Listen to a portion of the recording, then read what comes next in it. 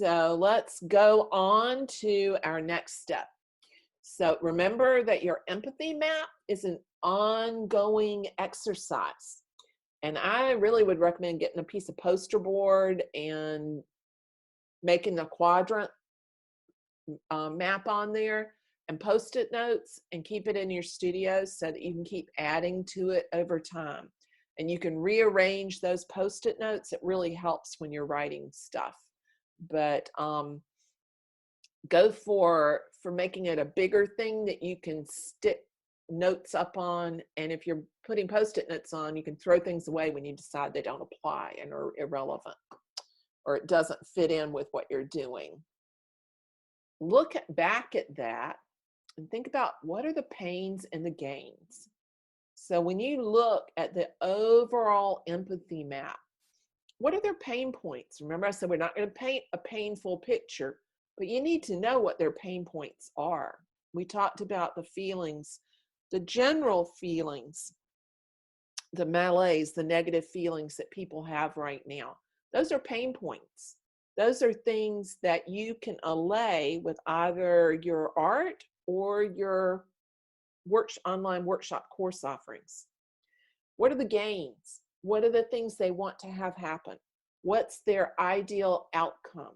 What is the desire that they have, that they want to have fulfilled? What is it they want to be the ideal outcome? So what are the pains and what are the gains? And those are going to help you figure out how you're going to frame your bigger offer. So what I want to talk about right now is the customer experience. It's about leading towards the transformation, which is a word that I think a lot of people have a hard time with. And we're talking about them becoming more familiar with you. So somebody asked me earlier about how are we going to get people from, how do we have a conversation that moves people from not knowing who I am from Adam to somebody who knows, likes, and trusts me enough to buy my painting on the internet. And the way that you do that is by structuring and building a relationship. It's like dating. And you first go out and you mix and mingle. That's when we're going in those groups. And then you see somebody who has something you kind of like, and you talk to them a little bit more. I don't know how many of y'all have teenagers, but I remember the really weird categories that my daughter and her friends had for that relationship building. It was talking to, hanging out with, dating. So they don't know who you are at all, to the I will buy from you has lots of stages in between.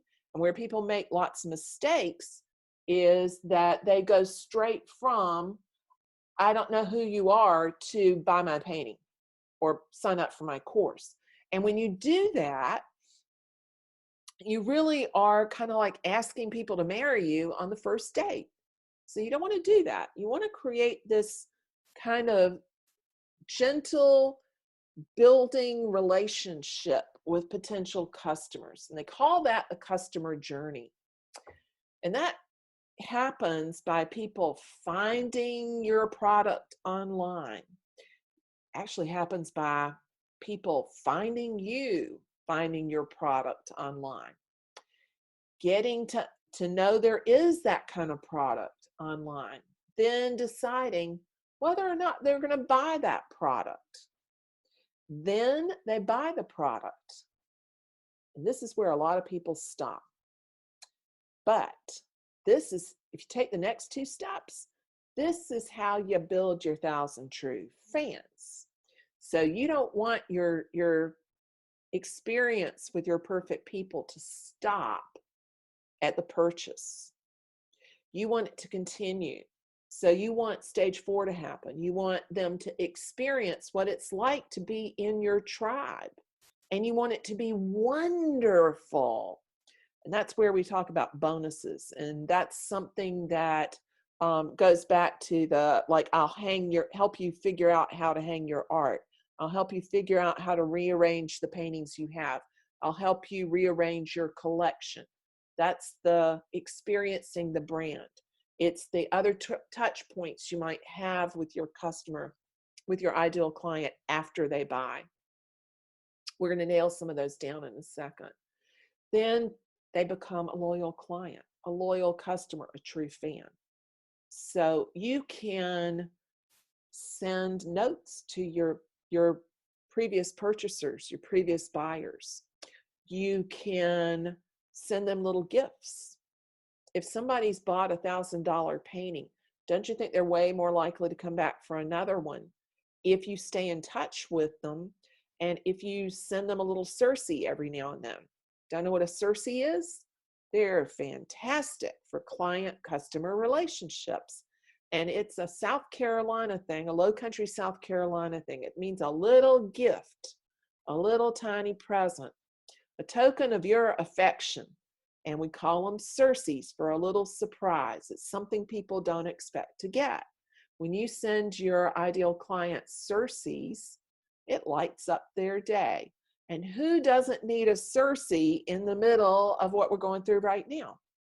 So you want them to experience what it's like to be part of your brand, what it's like to be part of your group. And that makes them, in effect, brand ambassadors for what you're working on. They'll go out and tell their friends about what you do. So Pat's saying, how do you spell Cersei? It's Surcie. It's just a Cersei. And I know Kim Bolin told me that they have the same kind of term in Louisiana, that they call it a sussy, but it means the same thing. So it's Cersei, Surcie. You can just call it a little gifty.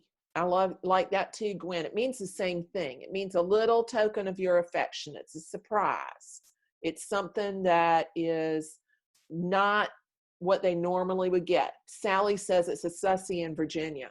So in Savannah and Charleston, Edisto, the low country, call them Cerseis. Mama always told me I could have a Cersei when she would come back from the grocery store if I was a good little girl. So I would get a surprise. See, we don't say surprise, we say surprise. So yes, some people call it a happy. Use the term that fits with where you are, because that becomes one, I talked about, do they have your ideal customers and the big tribe that they're in? Do they have a language that's just their own? Well, in my tribe, they know what a Cersei is because I use that all the time. I talk about it. So it's part of the secret language for my community is, here's a Cersei. I've got a Cersei for you. And yes, Janine, it's actually exactly that. It's value added. Yeah, Anne, that is a great question for an Instagram question. Anne says she didn't know a comparable term for Texas. Ask your friends. And yeah, ask on Instagram too. But look for what people around you say. They might call it just a little gift. They might say surprise. It doesn't matter, but just whatever kind of comparable term there might be. And then they become a loyal customer and they become what they call a brand evangelist, which means they'll go out and tell the world about what a wonderful person you are and what a fantastic value you offer, because you're making them feel like they are part of your circle. You're bringing them in because you've made them part of your circle. And to be truthful, I think that is the biggest gift. That's the big transformation. That's the big benefit. People then don't feel so alone. So, yeah, Beverly says that they say sussy in Northeast Texas. So maybe that's what you want to use, Anne, is sussy. You're giving them your friendship. You're building a relationship. So we want to think about each of those steps and build that into the buying process. So that creates what I call the wow experience. You want them to go, wow. Another way to phrase that is under promise and over deliver. Now, what I mean by that is does not mean that you're gonna bargain basement your prices. It doesn't mean that you're going to discount what you're doing. It means that you're going to treat your clients like they're royalty. So treat them really, really well. Yes, you do need to manage expectations. So don't promise things you can't deliver. Under promise and over deliver. And it works beautifully. So I want y'all, and you can do this just on a piece of paper. Thank you, Mavis. I love that you feel like I treat y'all like that because that's my intention. So I want you to think about your last wow experience. When was the last time that you bought something and you said to yourself, wow? And I don't mean just a painting. It could have been a course, it could have been a workshop, it could have been a box of candy, it could have been a kimono, it could have been anything in the world. And I'll describe one for you and see if that helps to trigger a memory for you. So, a wow experience I had was a birthday gift I got from my sister a couple of years ago. She found this little tiny local to the shop somewhere that she found online, but it was like a little local boutique that treated her purchase as if she had walked into the local boutique, and then they boxed it up and packaged it specially for me for my birthday. I got this box in the mail.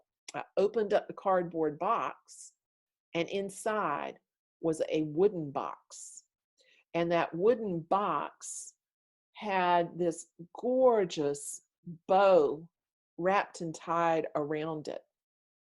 When I undid the bow, and it was an exquisite bow, when I undid the bow and I pulled the lid open on the box, it was like a wine box that had the lid that slid up.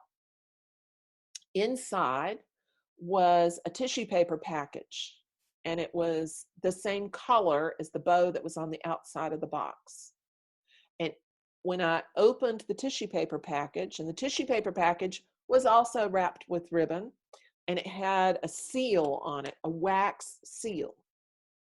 And when I broke that open, inside was this very delicate kimono. And I love kimonos, and my sister knows that. But the whole opening it up, the unpackaging, the unboxing was a wow experience. Every time I look at that kimono, I remember how carefully that company packaged it up. And it felt like they were sending not just a kimono, but they were sending love. And so they were standing in for my sister, who was sending me love. That was a huge wow experience. And I know that she didn't spend hundreds of dollars on that kimono because she didn't have hundreds of dollars to spend. They created a wow experience beyond what, say, Macy's would have done if she had bought the same kind of kimono at Macy's. Yeah, Mavis, it was dreamy. It really was dreamy. And I keep trying to figure out how to have enough time. This is something I'm working on during the time when we have a little bit more time. How can I do that same thing for people who buy my paintings? How can I create an unboxing experience that's just like, wow, amazing.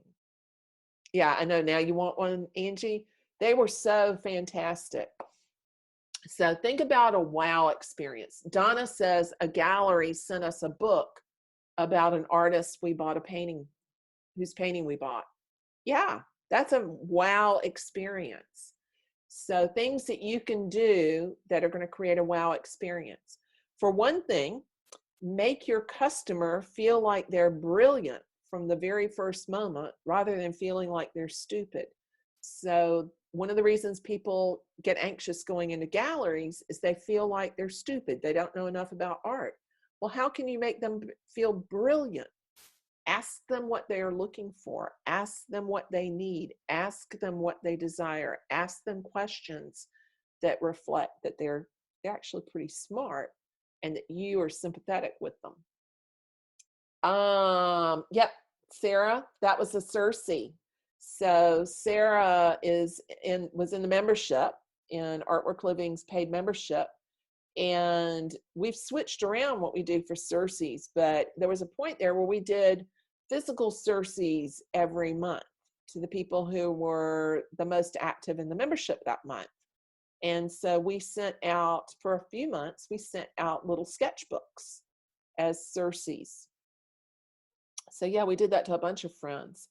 And Andrea says she had a friend who included a pretty brass nail with a colored ribbon to hang her small needlework wall hangings. Yeah. So as an artist, you could include the little plastic hook that you use to hang a painting. You can include something that tells people how to take care of the painting. Think about how you can make it just a no-brainer. So making it a wow experience. But if you think about what made things a wow experience for you, it'll give you some ideas for what you can do. So just jot down what they did and how it made you feel.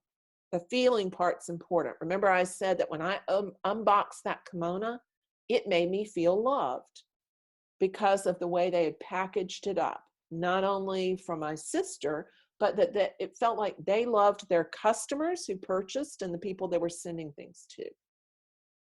Super, super important. So the next page is where the rubber hits the road. So I want you to think about what your perfect client's feelings are at each stage of that customer journey and what opportunities there are to wow them. So when your client is looking for a product to buy online, when they're shopping for a painting, think about those anxieties they might have. They're anxious. They're anxious about whether they'll pick out the right thing. They're filled with anxiety and fears about where we are right now. They aren't sure they have enough room. They aren't sure they're going to pick the right color. They aren't sure how it will look in their room. So there are lots of anxieties and feelings there. What opportunities do you have to wow at that stage? What opportunities do you have to wow as somebody is finding you online? One is to be authentic, to have actual real conversations, to build relationships, to treat them as an individual person, to ask them questions that help them narrow down what they're looking for, give them options, help them in their decision-making process, make them feel like they have come home. But literally think about what are some of the things you could do to wow them as they find your stuff online. Now, when you get further down the road, if you're not there yet, but when you have a website, one of the things that you can do to wow them is show them what a painting would look like in the room, in a room, because people have a hard time visualizing it.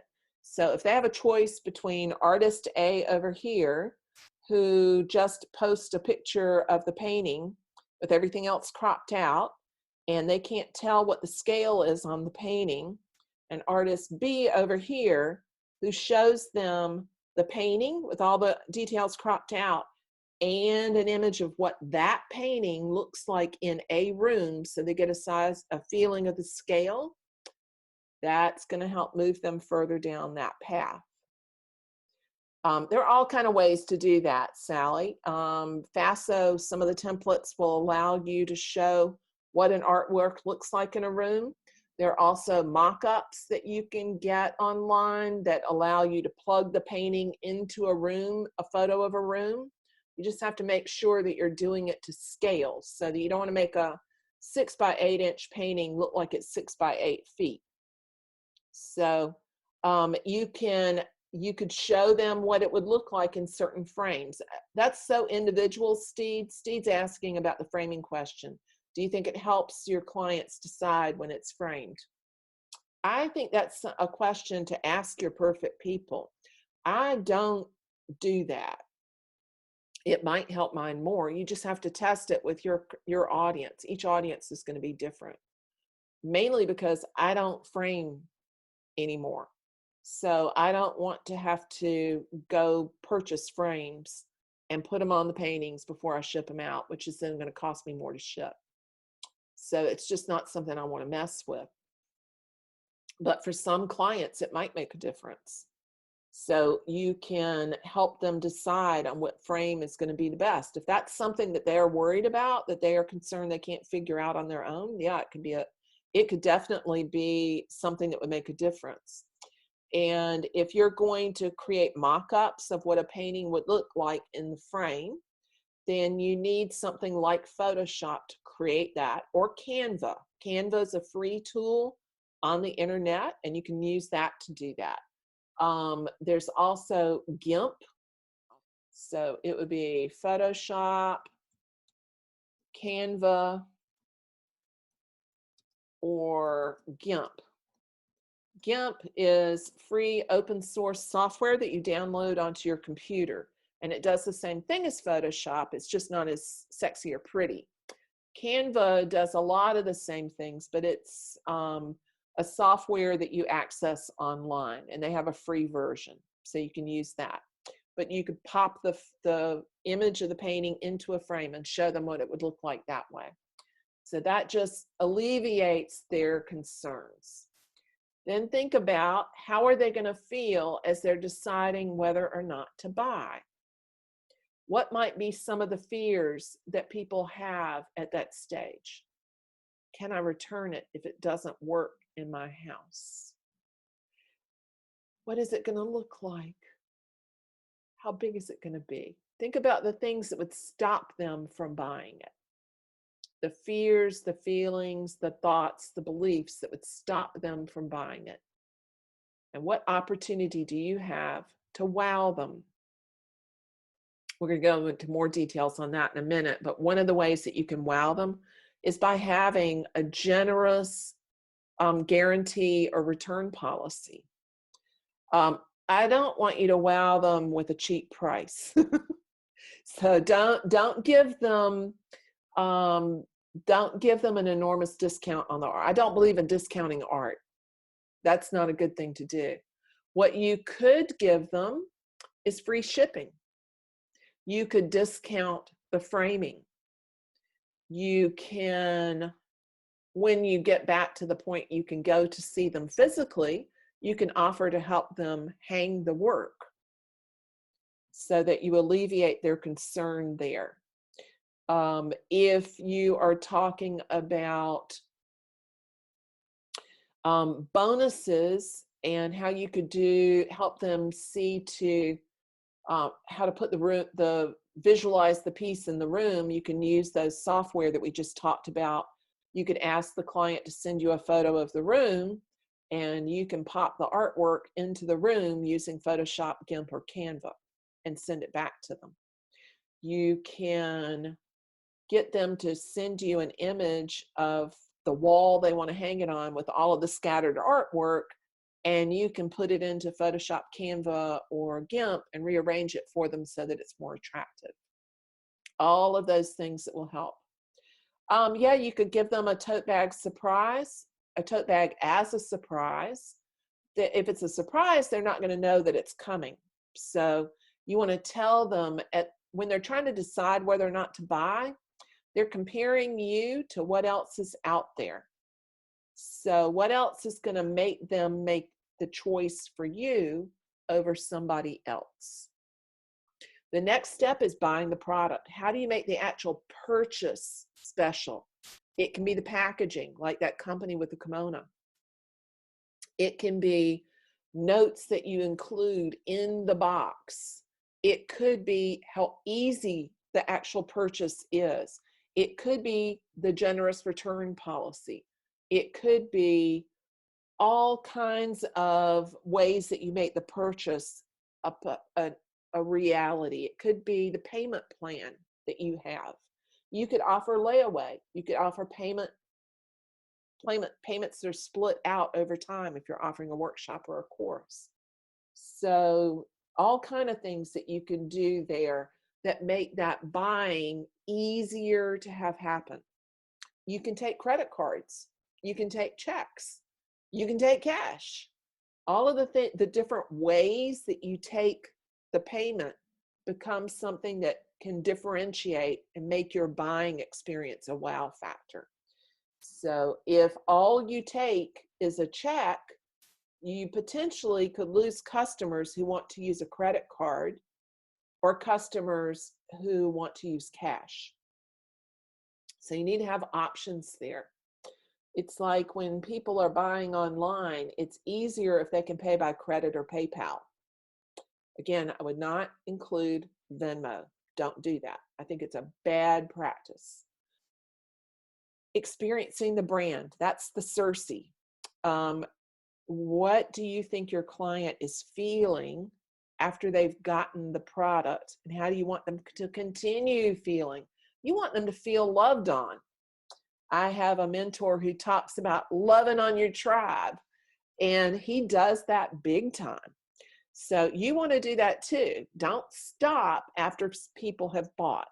And here's one reason to do it, is that it's far easier to make a sale to people who've already bought. You make more sales to people who've already bought. So you want to make sure that you are taking care of the people who've already purchased. And you don't want them to have as their feeling forgotten, unappreciated, ignored. You want them to feel loved, nurtured, appreciated, and attended to. And then you think about how you're going to do that. So keep up with them through that process. Then they will become a loyal customer. So think about how people feel if they're a loyal customer. They want to tell other people about you. They feel loved on. They feel nurtured. They feel encouraged. They feel positively towards your brand, towards you as a brand. And all of us as artists are what we call personal brands. You stand for something, and you want them to feel good about you. And the way to keep them loyal is to recognize their loyalty. And there are ways that you can wow there.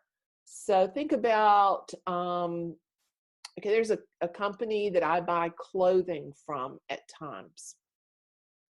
They have a loyalty program. If you join their loyalty program, you get a certain percentage off every time you order.